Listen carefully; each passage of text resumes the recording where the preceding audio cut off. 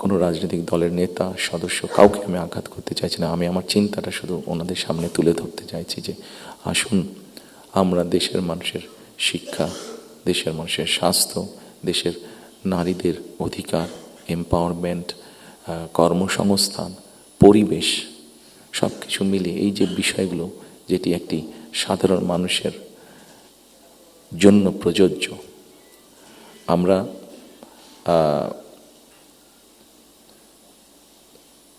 অনেক দিন ধরে আমরা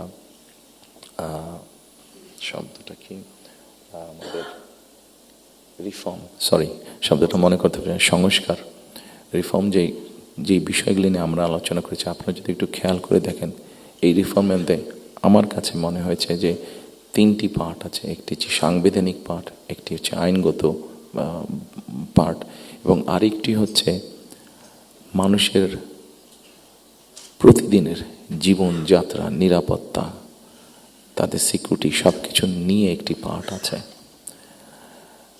আমরা সাংবিধানিক বিষয় নিয়ে আলোচনা করেছি, আইনগত বিষয় নিয়ে আলোচনা করেছি।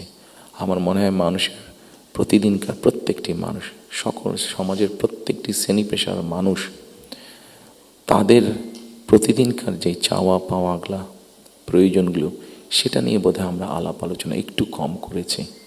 আমার কাছে মনে হয় সেই বিষয়গুলি নিয়ে বোধহয় আলোচনা করা উচিত। সেই বিষয়গুলি নিয়ে বোধহয় প্রত্যেকটি রাজনৈতিক দলের আলোচনা করা উচিত।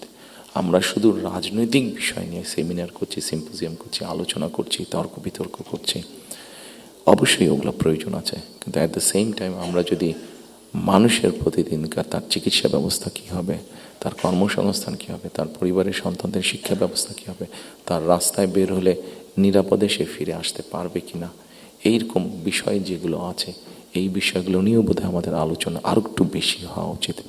এই বিষয়গুলো নিয়ে বোধহয় আমাদের প্ল্যান প্রোগ্রাম আরও একটু বেশি হওয়া উচিত। এই পলিসিগুলো নিয়ে বোধহয় আমাদের চিন্তাভাবনা আরও একটু বেশি হওয়া উচিত। সম্মানিত উপস্থিতিবৃন্দ, সামনে নির্বাচন। আমি একটি রাজনৈতিক দলের সদস্য।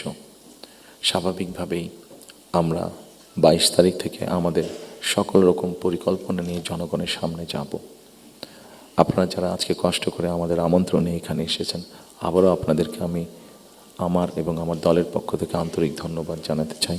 একই সাথে আমরা ইনশাল্লাহ দেশের মানুষের সমর্থন নিয়ে সরকার গঠনে সক্ষম হলে যাতে আপনাদের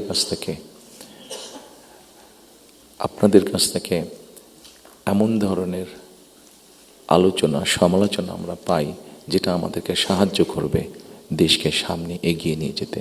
শুধু সমালোচনা করার জন্য নয়, আপনাদের কাছ থেকে এমন সমালোচনা আমরা পাই যাতে আমরা দেশের মানুষের যে সমস্যাগুলো আছে, সেই সমস্যাগুলো যাতে আমরা সমাধান করতে সক্ষম হই, আমরা সরকার গঠনে সক্ষম হলে, সেই প্রত্যাশা রেখে আবার আপনাদেরকে ধন্যবাদ জানিয়ে আমার বক্তব্য শেষ করছি। আসসালামু আলাইকুম।